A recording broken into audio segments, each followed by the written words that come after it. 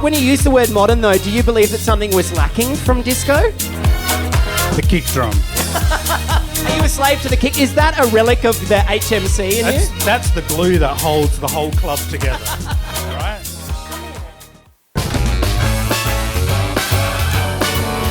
It's Coburg of late. It is a brand new season, and joining us in the garage tonight, his alias is the Godfather of Aussie Techno, exploding worldwide in the 90s and putting his hometown of Adelaide on the map. His famous disco edits have earned the acclaim of legends Jeff Mills, Richie Houghton and Greg Wilson. This year he celebrates his 40th year behind the decks, and on a personal note, he's also my favourite Aussie dance act of all time. Please welcome Late Nite Tuff Guy.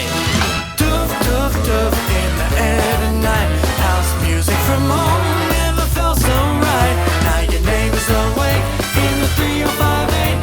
It's Coburg of late. How are you, Cam? I'm good. How are you? I'm good. I'm really excited to have you here because it's 2022 is quite a special occasion for you. It is your 40th year DJing. It is, yes. Congratulations. Yep. Thank you. How do you feel? Tired. No, it's fantastic. You know, there's I know of a few DJs, you know, who've been DJing that long, and it's quite an achievement. I think what I love the most is that I've been completely devoted to music the entire 40 years. Yeah. Nothing has ever... You never deviated from music?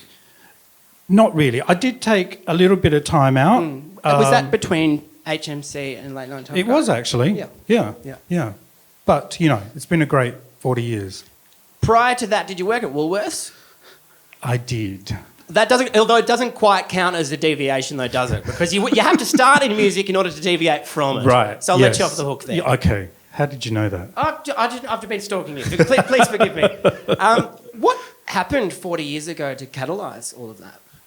To get into, I suppose, what you're doing right now. Yeah. Was there a particular moment which like kick-started you and said, this is what I want to do for the rest of my life? I remember my parents used to throw a lot of parties. You know, I was a teenager, 13, 14-year-old, and I remember distinctly always wanting to be in charge of the music. It's like, I'm putting the music on. I got the records. I've got this. So I think they were your records? They were my dad's records and obviously some of mine because, you know, I'm not going to play all of his stuff. Yeah. That'd be lame. So I think really without knowing that was the thing. Yeah. And your father, he was an entertainer in his own right, wasn't he? Well, he loved playing the guitar and he loved singing and he always did it at home. Yeah. I know he did entertain some guests on the boat that he came over to, all of that. But yeah, he was amazing to be around. We sat around playing records when I was a kid. Yeah. I remember that, yeah. It was good, really good. Yeah, cool. Yeah. And then, so was it techno from the get-go once you were actually like looking at it as a career? When I was, when I first decided to become a DJ, a friend of mine gave me 2 Kraftwerk records. Awesome. Yeah. And I remember, so the Man Machine album and the Computer World album, and I was blown away by what I heard. And I think I knew then that this was the thing that I wanted to do. This was the music I wanted to make. You know, I had already bought records by Giorgio Moroder and, you know, artists like this. So I think deep down that's where my heart really was. Yeah, wow. Yeah. Cool. But then obviously at some point there was a shift internally for you because, I don't know, is your heart still there? My heart is still there. I don't get the opportunity to play many techno sets anymore. Yeah. I'm not sure whether I'd really be down with the dark clubs and the late nights. Ironically. Early night soft guy. There you go. Sure. Yeah. So it's more of a, do you think for you it's always been exclusively about the music and it's been so much less so about, I suppose, the culture and the environment that surrounds it? Yeah, totally. Totally. Cool. Yeah. And what do you make for being in the culture and environment that surrounds you currently? What kind of music does this evoke from you? All kinds of music. Great. Everything. Yeah? Yeah. Lovely. So what are we going to kick off with today? I'm going to play some disco to start off with. Nice. And yeah, take it from there. Fantastic. Yeah. Well, we have Late Nite Tuff Guy, a.k.a. HMC, with us today. It's a true honour to have you. Please take it away.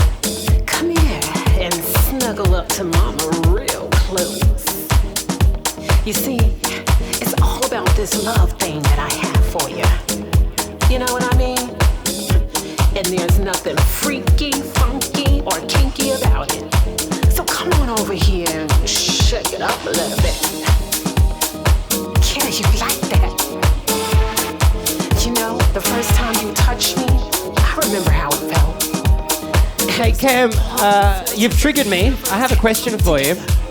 Your music, when you use the word disco, what I hear is house music with a disco flavour, a sprinkling of disco. That's exactly what you hear, yeah. I mean, I love the French sound from the 90s.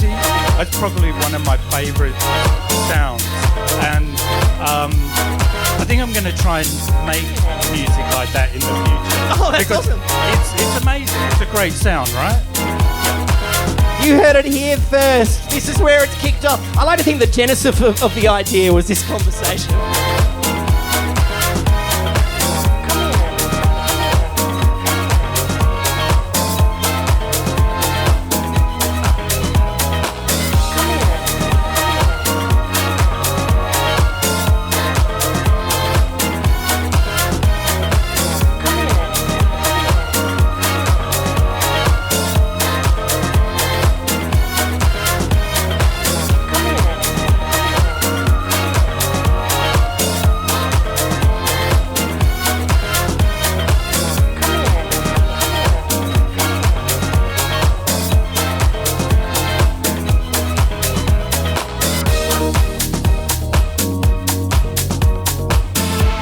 Was the inspiration in creating music, which is essentially what we said earlier, house music with disco flavours over the top, was it that you thought that disco could be more accessible to a modern dance floor? What was your motivation in that regard?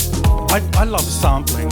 Nice. Yeah, it's a fun thing to do, and I think if it's done creatively, it can be absolutely amazing. And you can create some fantastic modern dance floor music. So yeah, and disco's really good to sample, of course. So do you think when you use the word modern though, do you believe that something was lacking from disco? The kick drum. Are you a slave to the kick? Is that a relic of the HMC in you? That's the glue that holds the whole club together, right? There's a lot of people that I think, if you've got an uneducated ear, you'd say all dance music is the kick drum. Though, Yeah, right? for sure, definitely. Yeah. But although I think what sets you apart from other people that call themselves editors is everything else that you put into it as well. Yeah, well, I don't like edits that have too much instrumentation. I like to let the what you're sampling speak for itself, but also, you know, keeping that creative vibe. Yeah. That was a compliment that Greg Wilson gave you, wasn't it? That you're It was like all the forces. an absolute legend, by the way. The way he described your ability to capture the essence of a track without having to warp it too much and take it into, some kind of futuristic world? It's an important part of doing that sort of style of work. Yeah, definitely.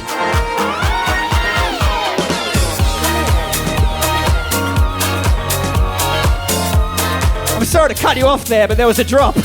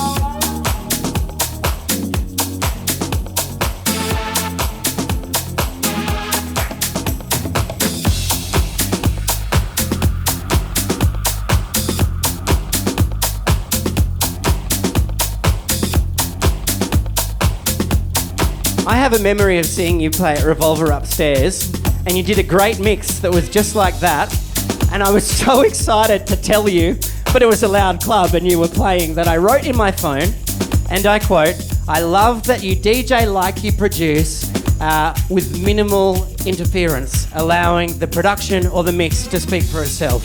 I've always been the type of mixer that to let the music do its work and not play around too much. Yep. Yeah, that's an important part. An important part of DJing. I think a lot of, not to say anything bad about young DJs, but there seems to be a lot of fiddling around. Sick of you young DJs. No, there's some great ones out there, don't get me Cam's wrong. got such a problem with young DJs. I'm going to put this microphone down. So, are you noticing more? It's basically what he's saying. There's more of a trend now for more interference. Yeah, definitely, and I think it gets a little bit too much. Yep. Too like not that they. I understand that they get excited, and I sometimes wish I had that kind of enthusiasm. But fiddling around too much is always a little bit, Sure. touch and go. It actually, would you agree though? It completely depends on the genre. For example, hip hop.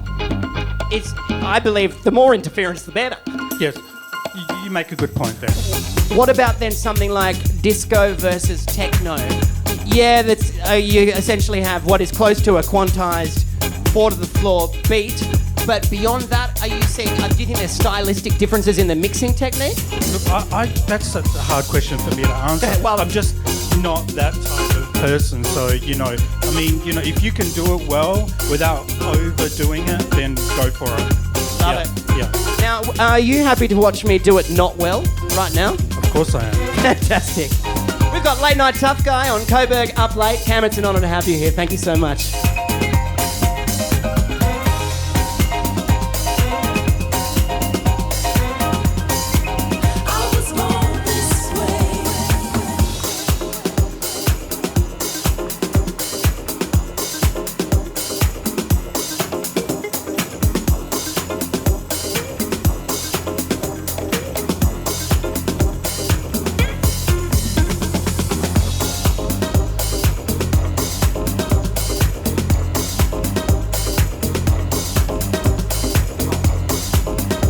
Picked a cooler day to come in, mate.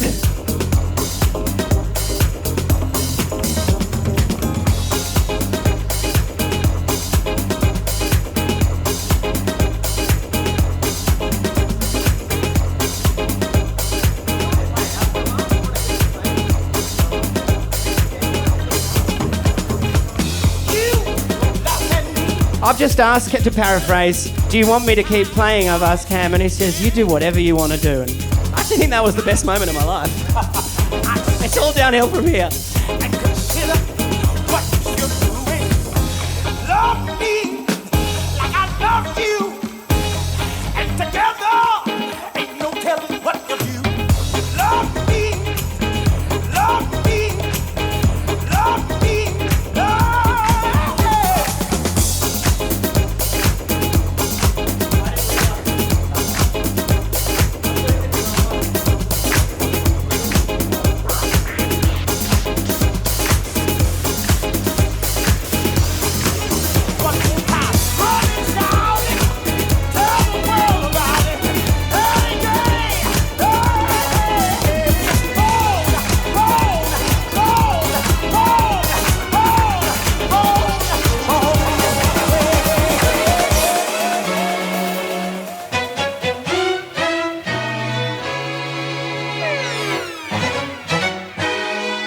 Dimitri from Paris, another whiz-bang editor.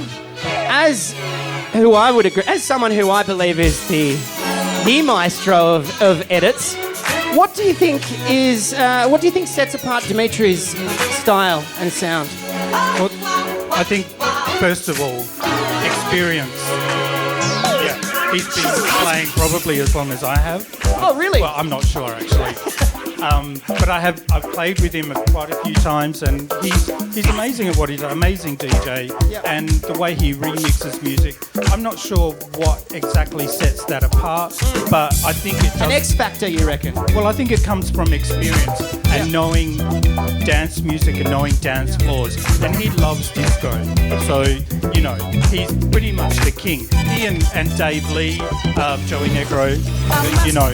They're kind of the same. They're amazing at what they do. Yeah. Do you think, flipping it back on you, do you think experience is your je ne sais quoi? I think I have a lot of experience in techno music, and I think what sets my edits apart is they do have a little bit of a techie edge to them as well, like a driving. Yeah. So in that respect, it's quite different to everyone else. Actually, that reminds me.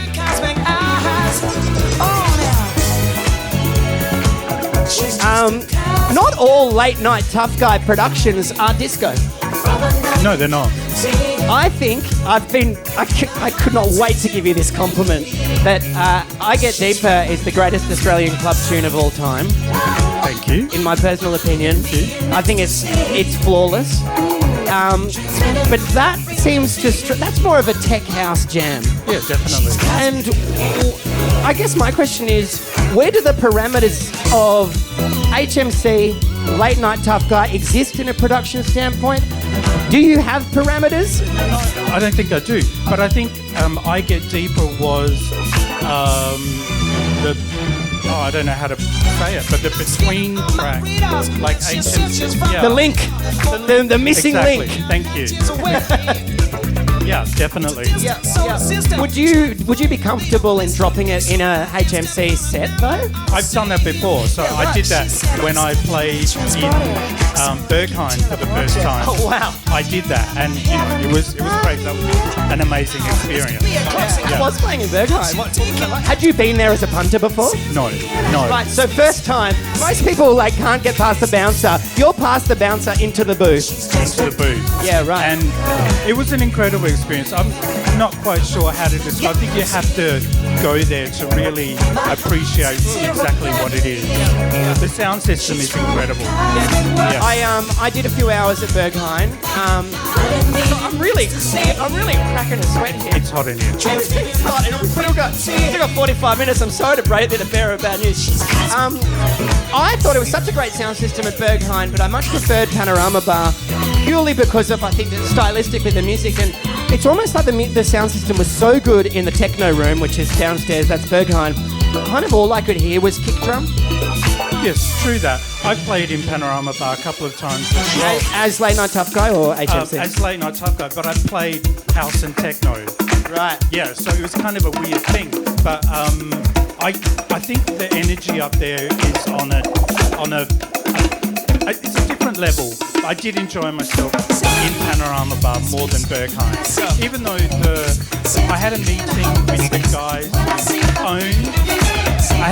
the guys who own the venue and the people that work there, and they asked me what I preferred, Berghain or Panorama Bar, and I said Panorama Bar, and they were like, well, we like your Berghain set.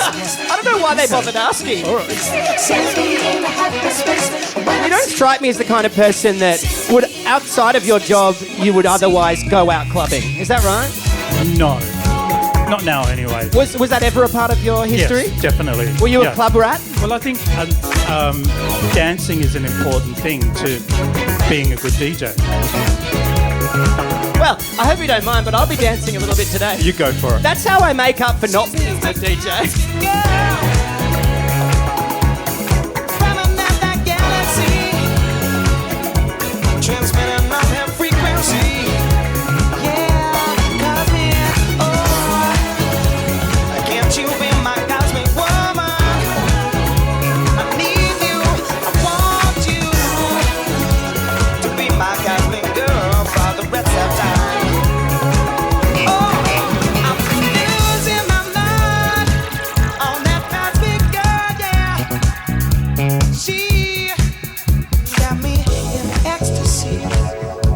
do you mean you're not dancing with me?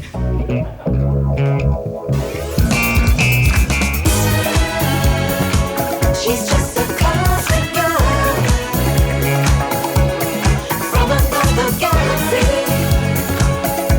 My heart's at zero gravity. She's from a cosmic world. Putting me in ecstasy. Transmitting on my frequency. She's cosmic.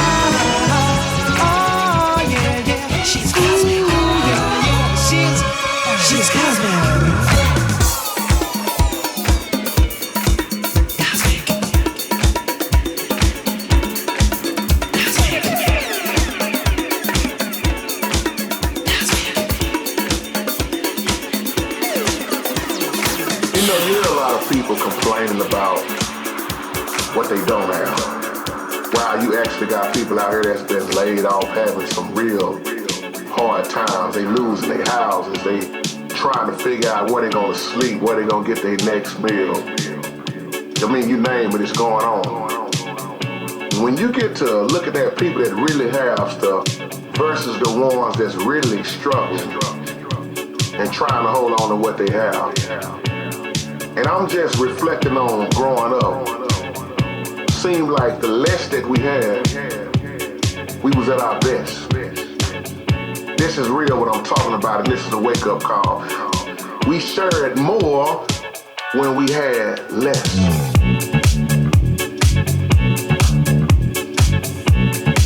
Oh yeah, this is dope. So this to me is part of why you're still a household name 40 years in. You're still sourcing such cutting edge dance music. What's your process like? How are you, okay, how did you find this song? Let's start here. Well, so I guess just like everyone else, just get online and you know, search the sites, you know, Juno, Tracksource, whatever site you want to beatport, all of them. Just listen to music, you know, taking a couple of days out. There's a lot of music to sift through. Yeah, there's a lot of shit. That's kind of a problem with the whole industry. It's not a problem, but it's a state of the industry is just how much of it there is. So I mean, I feel like an artist such as yourself, like you must have methodology for sifting through the shit. Well, yeah, I'm not sure about that. I know what I like, and I'll search it, you know. And there's some fantastic music out there. I think you just have to search that a little bit deeper. Yeah. I get deeper. Late Nite Tuff Guy on Coburg Up Late, aka the best day of my life.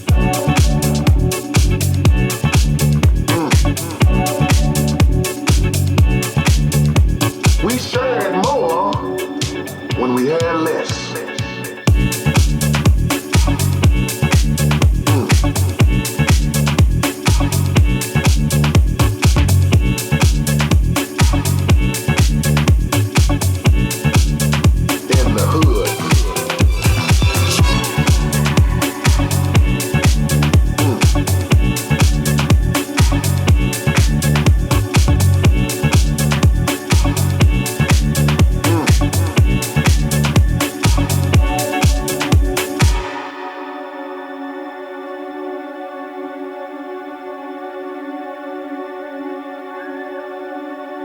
And I'm just reflecting on growing up. Seemed like the less that we had, we was at our best.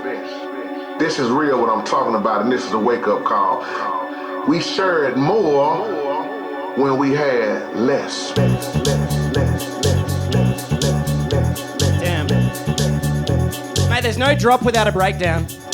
You need that. You need that. It's content. I think that it's a blessing what you have right now.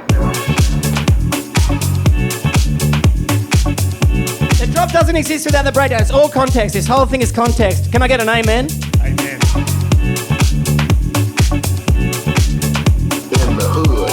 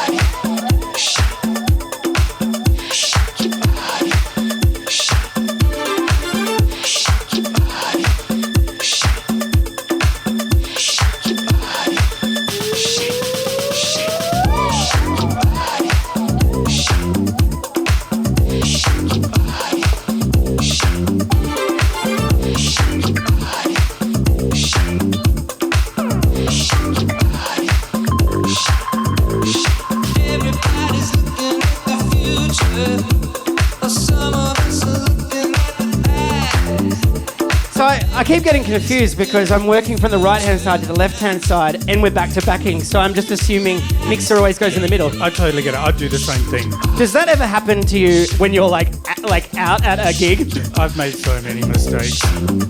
No! Yes.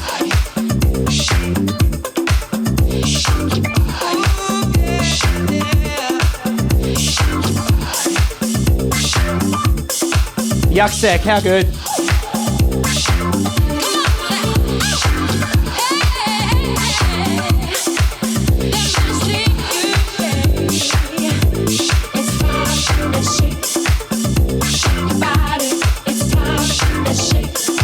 How are you finding the V10 mixer? It's good. Yeah, it's big. I'm so used to using the older, I can't remember what model. The 900. But this is great. I like it a lot. I like it too, but it's very over my head. I'm sure it's one of those things where once you learn it, you can't step backwards. Yeah, completely.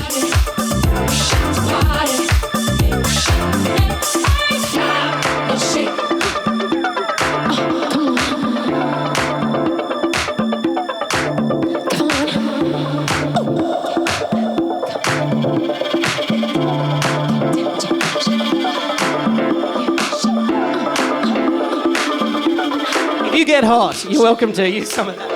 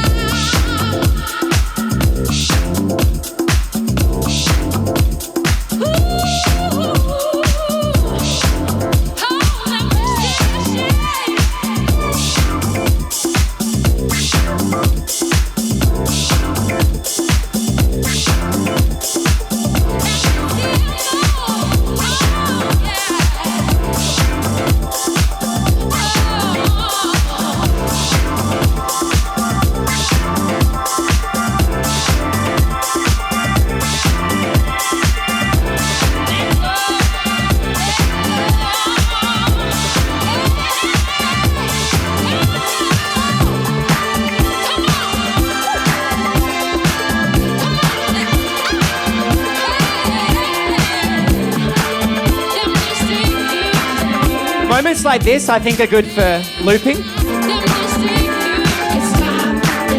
When there's not a consistent beat.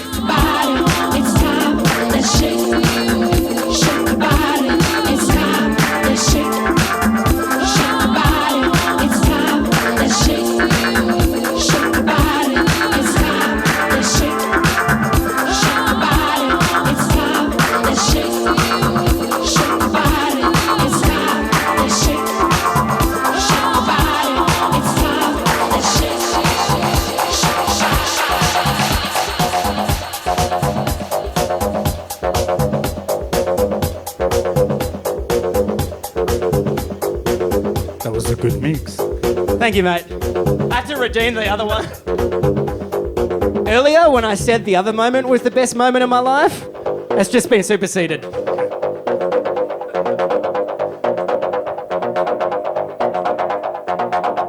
Hey, let's do a photo for Scott. And then one for Pat. And then probably one for every single person watching. So this is Todd TERJE. He was a pretty early supporter of you, wasn't he? He was. I got to play with him at a festival in Dublin a few years ago. Wow. And he came up to me and he said, "Thank you for the music." Wow. You're like, mate, I'm not a bloody mirror. And of course I said the same thing back to him because he is absolutely amazing. Yeah, one of the greatest. That reminds me, I wasn't going to ask you this, but you've just reminded me, did Thomas Bangalter or a member of Daft Punk approach you and say similar things? What happened? I'm very vague on the story. So back in the day, it was 1995, I was in France playing at a festival. I was 6. I don't know. Jeff Mills was playing, Laurent Garnier, and Daft Punk were doing, I think, one of their very first live shows, if not their first. So I was backstage with Laurent Garnier chatting, and he said, "Look, I've got someone that really wants to meet you." He wanted to meet you. Yes. Yes! I know.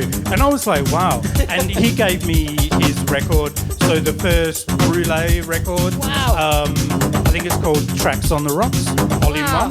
Wow. And I gave him a copy of Freaking. Freaking! Wow, that is truly incredible. And then to watch where he came after that. I think they took that sound and made it their own. just quietly. Yeah, don't tell anyone. Freaking! Has that just turned 25? It has. I know as well, you've actually just released the digital version of LSD, HMC, 25th anniversary edition. Yes, that. So the vinyl came out sometime late last year, December or something, and the digital version comes out this week. Great. So, well, when we say this week, we mean 2 weeks ago. Oh, is that 2 weeks ago? I know everything. And is that what happens? Does a song just get to 25 years old and it's come of age? You're like, run along now, song, you get a digital release. But you know, the track LSD has been such a thing in Melbourne for many, many years. And I remember coming to Melbourne, playing a lot at that time, and that record just used to blow up all the time. So it's almost a Victorian piece of music. It is, and you've actually got some Victorians remix it as well. Yes. So Steve Ward did an incredible remix. I'm amazed. I'm not amazed because he is an incredible producer. So You're suitably impressed. Wonderful. Get your hands on it. It is the 25th anniversary digital re-release of LSD. And whilst we were talking about context, you got to check out the build and the breakdown and the drop of this absolutely brilliant composition by Todd TERJE as well. Another man who reckons this guy's all right.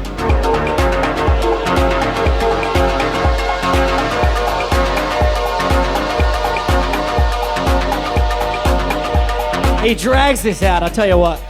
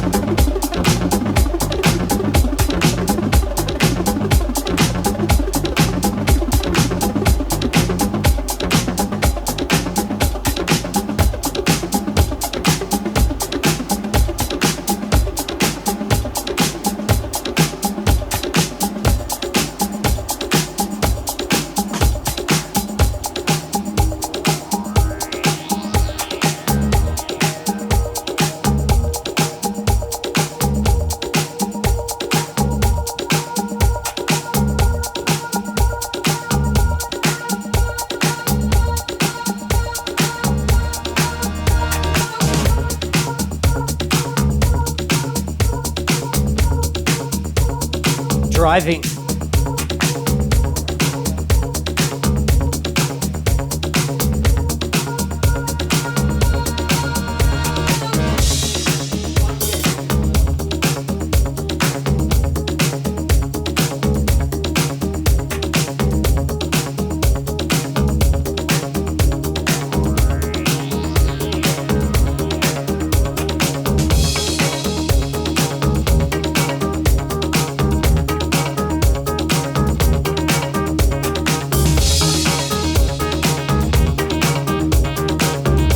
Love those major chords.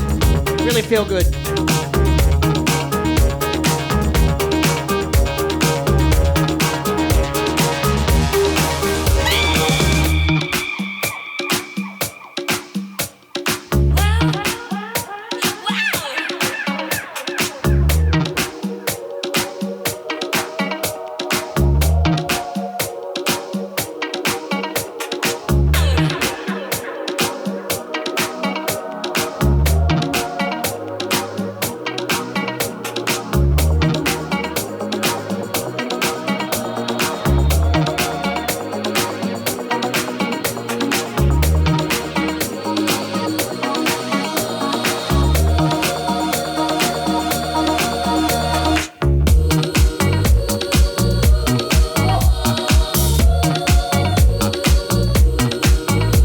Getting a run in your sets at the moment?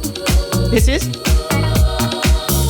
I just pictured myself being at the Burke Street courtyard about 4 hours from now and losing my shit to that moment.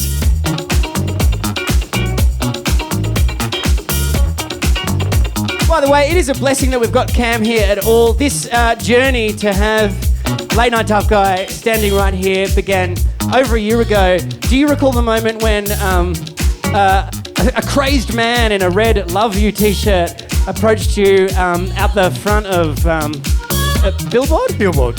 Yes. I remember it well. So who's this guy? No, it was a really good moment. You were so excited, as you are now. I've just been holding on to that excitement ever since.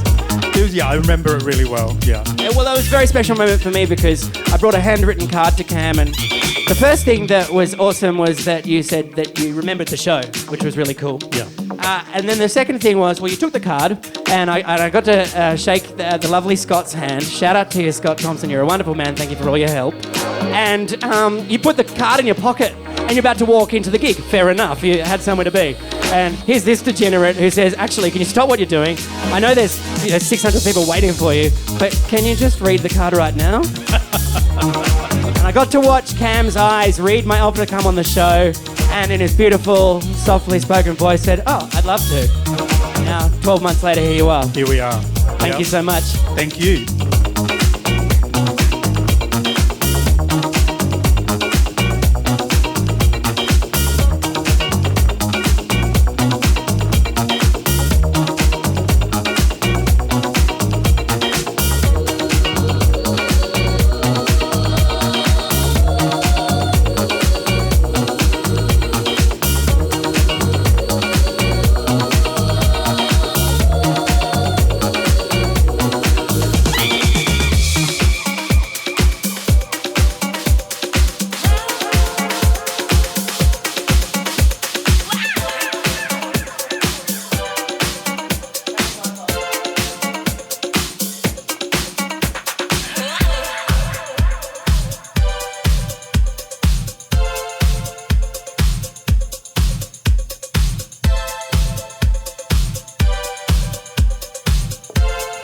What have we got, Cam? What are we listening to?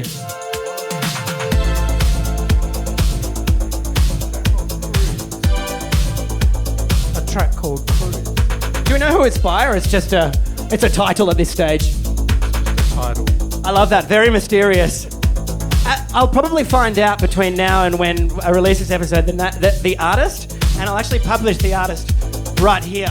So the audience is actually going to know the artist of this song before you do. Okay. And Scott, I might hit you up for song titles later. Yeah, you might have to.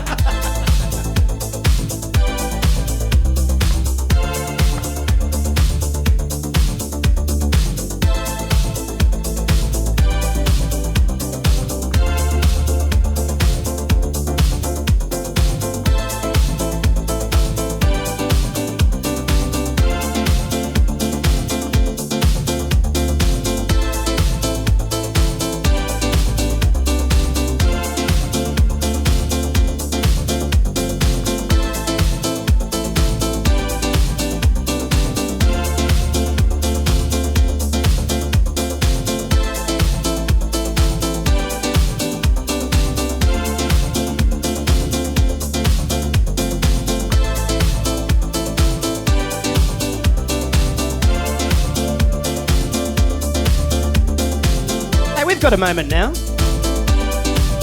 Pre-COVID, that's the one time I'm going to use this word in this hour. You were flying a lot. You were travelling a lot. How did you find the change of pace to suddenly no gigs at all?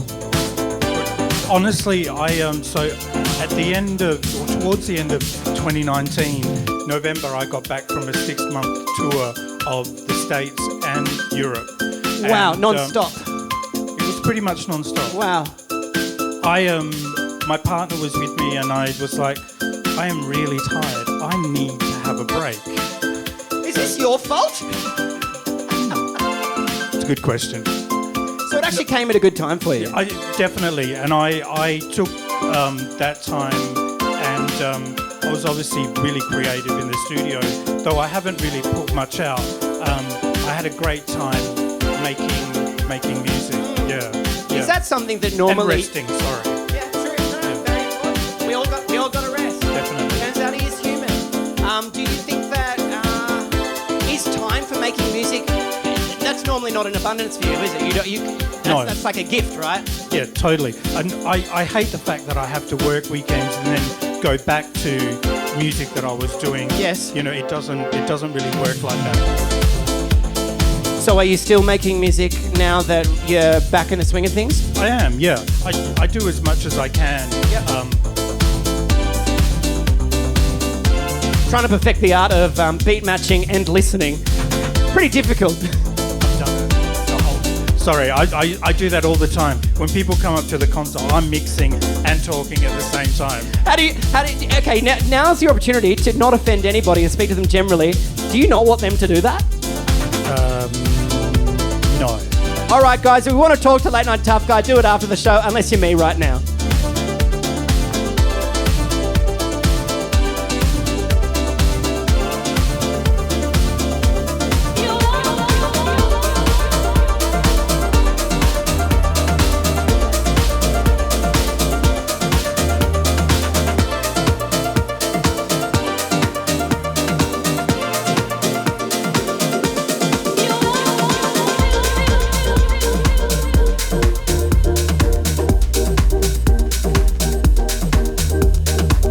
To play this song. It's not exactly look, to be honest, Cam, it's neither really disco nor techno, nor is it much related to you. It's a song I wanted to show you. Okay, yeah. You familiar with Monkey Safari? Sorry? Do you know the Berlin duo Monkey Safari? Yeah. They put out a song in the first year of the pandemic. It is this song. They actually put out a whole album. I believe the album is called Love Will Set You Free. And this is the title track. It's called Love Will Set You Free, which I've become a lyrics person in my old age. And I used to be all about the groove, but now a lyric means everything to me. And the title of the song, very, very special. And did a little bit of research, and I realized that this song was written during Berlin's hard lockdown. Right, yep. And the way I see it is this is actually an expression of somebody who needs to be set free. Yep. And that suddenly really translated everything for me, and I actually see this song that I'm sharing with you right now, and you guys vicariously, as the most important song of the pandemic. Damn it, I said I wouldn't say that word. The most important song of the last 2 years, purely because of the human anthemic element of such to be set free by love. Yeah. Because ultimately, Cam, I don't think that we are trapped if we love, and if we love ourselves and we love each other. Completely agree with you. So you're a lover? Yes, I am, totally. Now that we've been hanging out for 45 minutes, can I give you a hug yet? You can.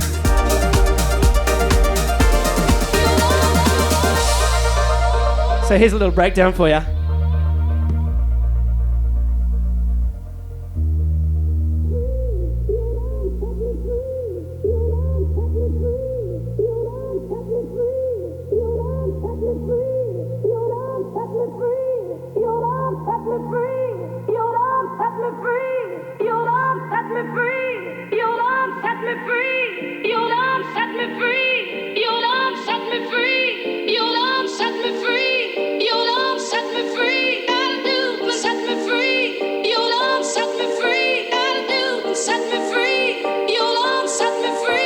Have you heard this?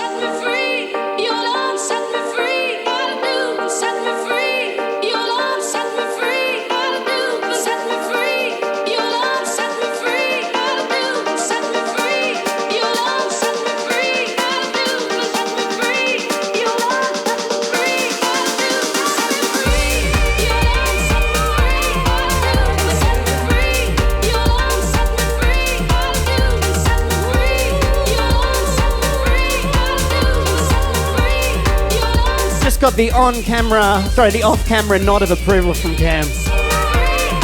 She's a banger, baby.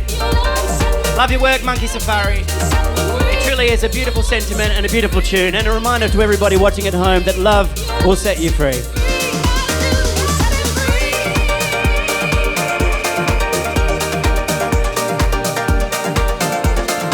Mate, do you want to blow our techno pants off for the next 15 minutes? I'm gonna play something new that I've done, a new remix. Awesome. Yeah, we'll talk about it later. I'll keep this looping for you if you want.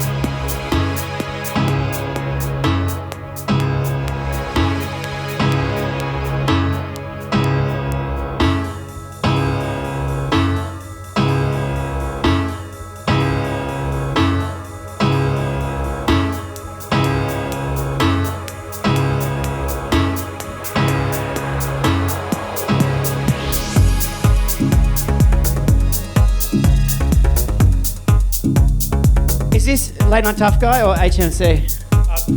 This is a Late Nite Tuff Guy remix. So it's a track from the 80s by John ROCCA, who's one of my favourite producers. Awesome.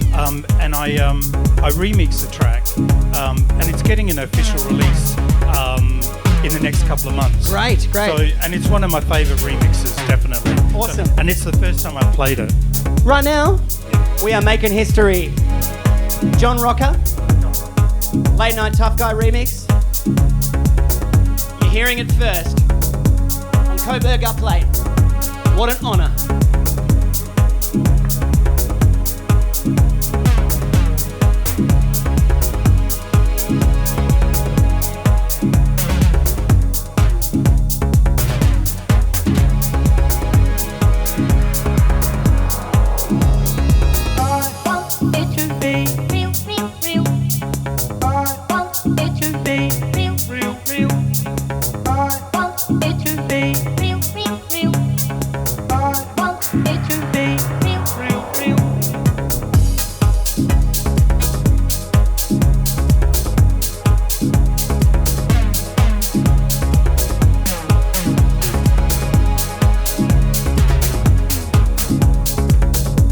So refreshing to hear that you really aren't constrained to a particular sound.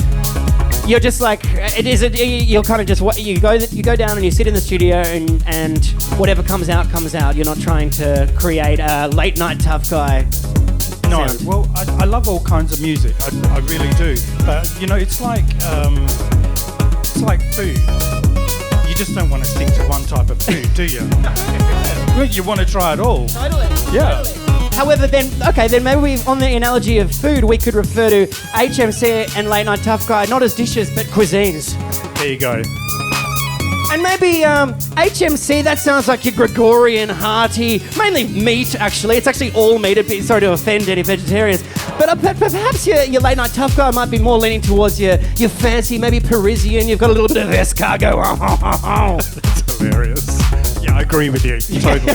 And that is the first and hopefully last time this man has been compared to food.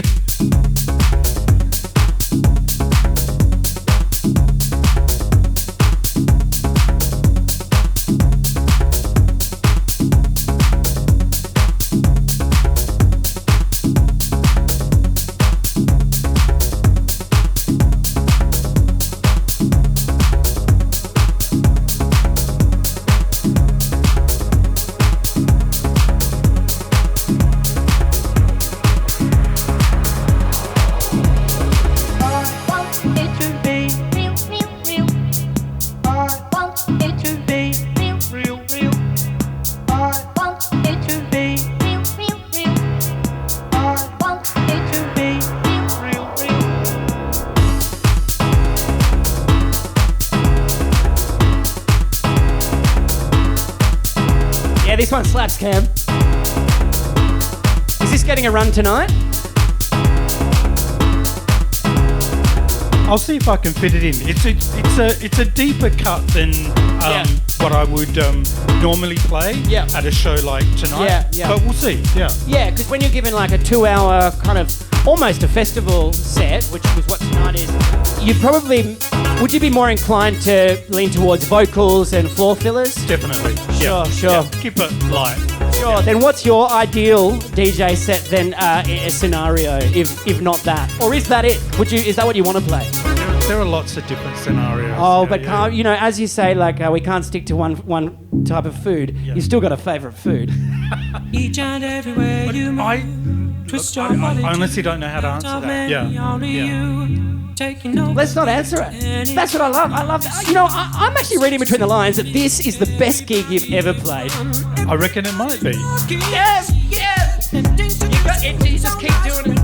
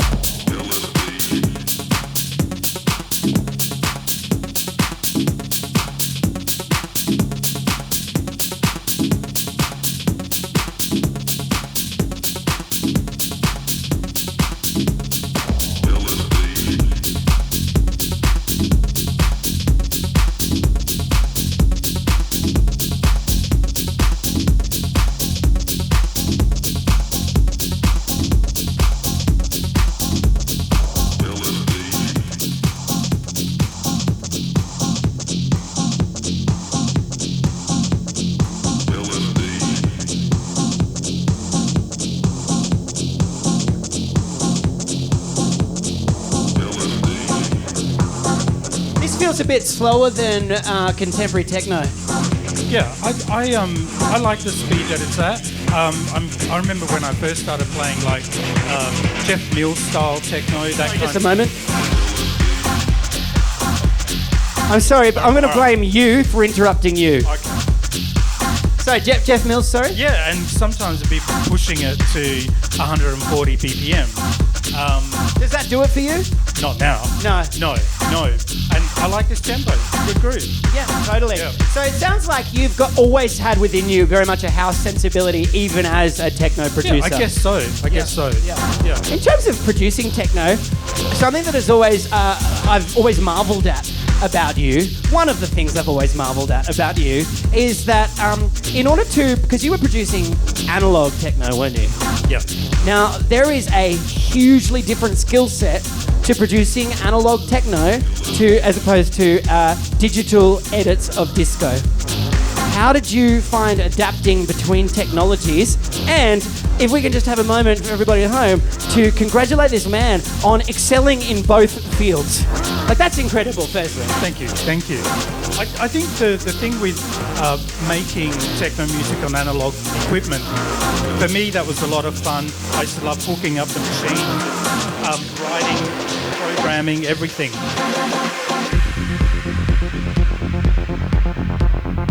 This is fucking sick. And the change to computer, digital, was really hard for me. Right. So I found myself not making techno music. And I my brother installed Ableton on my computer, and I found it easy to kind of remix music. So, you know. Oh, so it's almost like your hand was forced by the technology in terms of the direction that you chose. It was like remixing was easier, and then you found a knack for that, and then you pursued it. I just couldn't make techno music with a computer.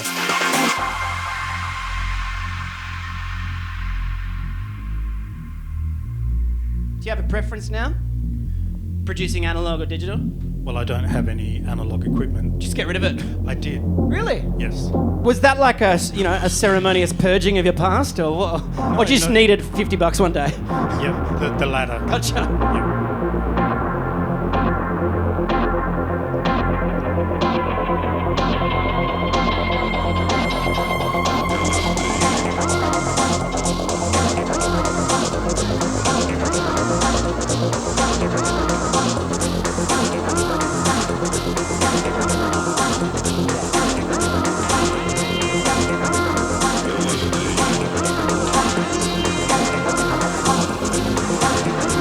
We've had Cam Bianchetti on the show, aka Late Nite Tuff Guy, aka HMC. It's been an honour. Thank you so much for today.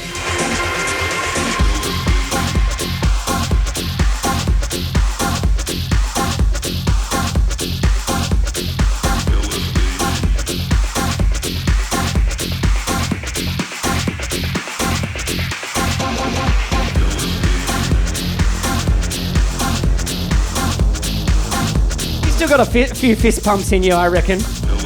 Hey, as someone that has always shied away from the limelight, do you think that you'll continue playing into the foreseeable future?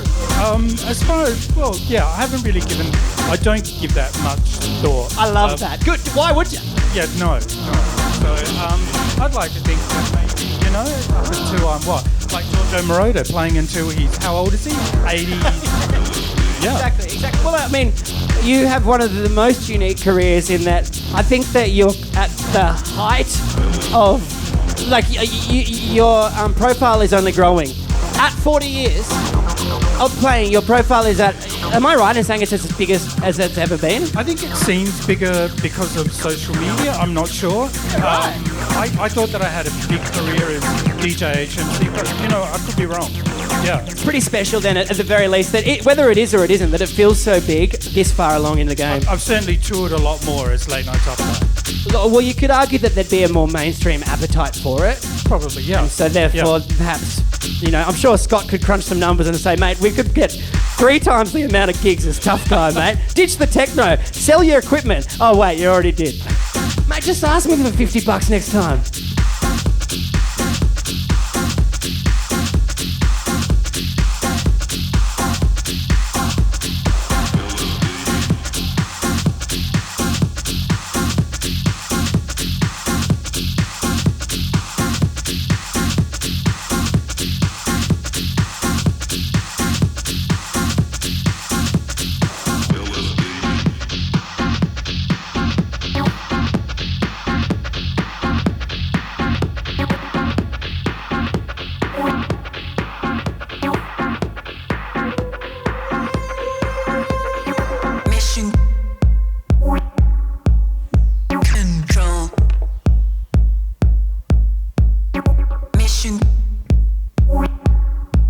What's this? Aside from fucking awesome. Yeah, it's called Anti-Orgasm. Oh, well, then why am I enjoying it so much? Not sure. And why did you choose to close with it today? To this track? Yeah. I love it. It's a few years old now, but it's one of my favourites. It's got an aggressive energy to it that's really good. Fantastic. Yeah. And look, before we head off, is there anything else coming up? Anything that you want to mention? Any shout-outs you want to make? Probably ask Scott that question. What's that, sorry? You should probably ask Scott that question. Scott, do we have anything official that we need to say coming up? Nothing for the press. Get your greedy mitts and eyes off him. That's good. Well, it has been an absolute pleasure. Thanks again, Cam. Thank you for having me. It's been really fun. Why don't we let this play out? I'll do the outro after. Let's just listen to it, shall we? You wouldn't dance with me a little bit, would you?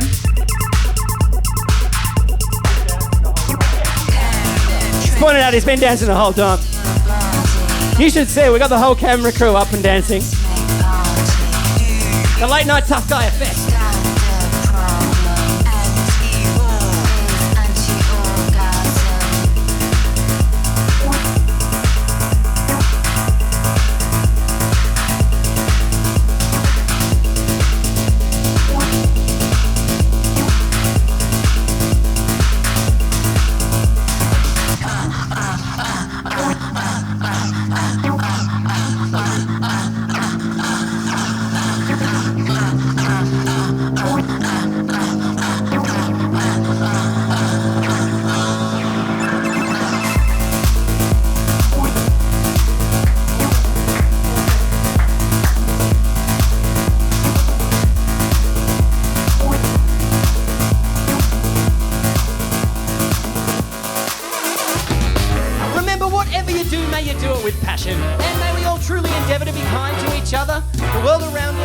Ourselves. I've been DJ Be Kind to Other People with Late Nite Tuff Guy.